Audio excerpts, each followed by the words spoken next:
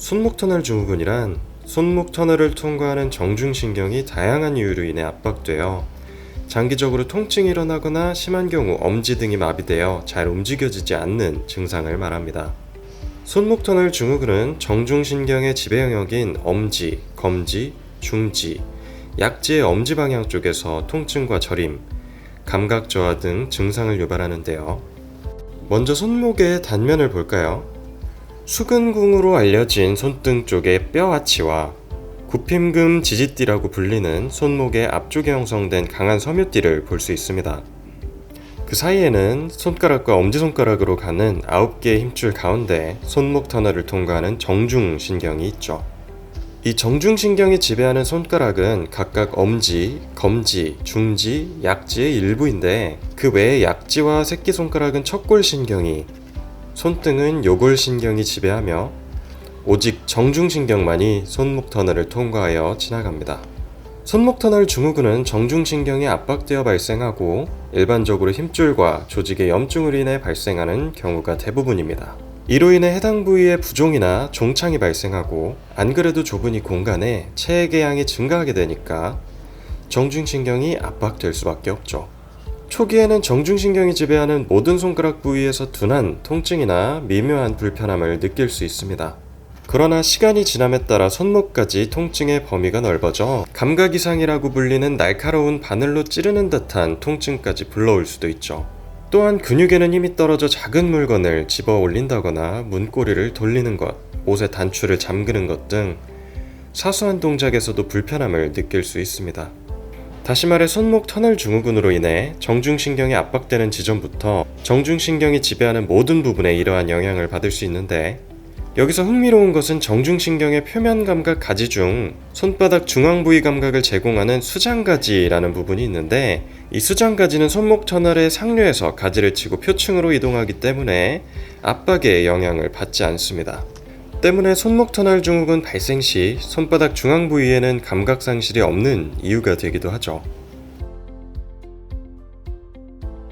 손목 터널 증후군이 발생하는 원인으로는 기본적으로 손목 근육을 과도하게 사용하는 것에 있습니다.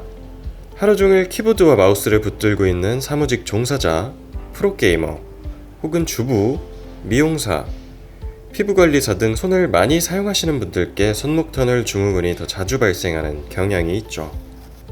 또 다른 위험 요인으로는 비만이나 임신, 갑상샘 기능 저하증이 있고, 면역 과정에서 관절염증이 정중신경을 압박하게 되는 류마티스 관절염 같은 기저질환을 통해서도 손목 터널 증후군이 발생할 수 있습니다.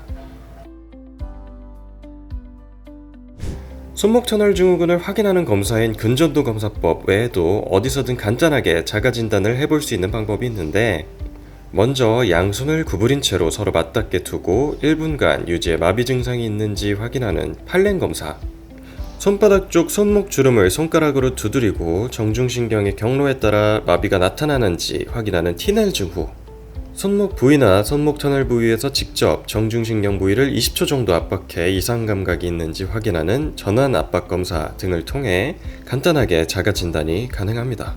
자가 진단 이후 본인에게 이상 증상이 느껴지는 경우 반드시 빠른 시간 내에 병원으로 방문하여 전문의와의 상담을 통해 치료를 받으시는 것이 중요하겠습니다. 손목 터널 증후군의 주요한 예방법 중 하나는 생활습관의 개선입니다. 손목 터널 증후군의 원인으로 가장 많이 꼽히는 이유인 키보드 타이핑으로 예를 들어볼까요?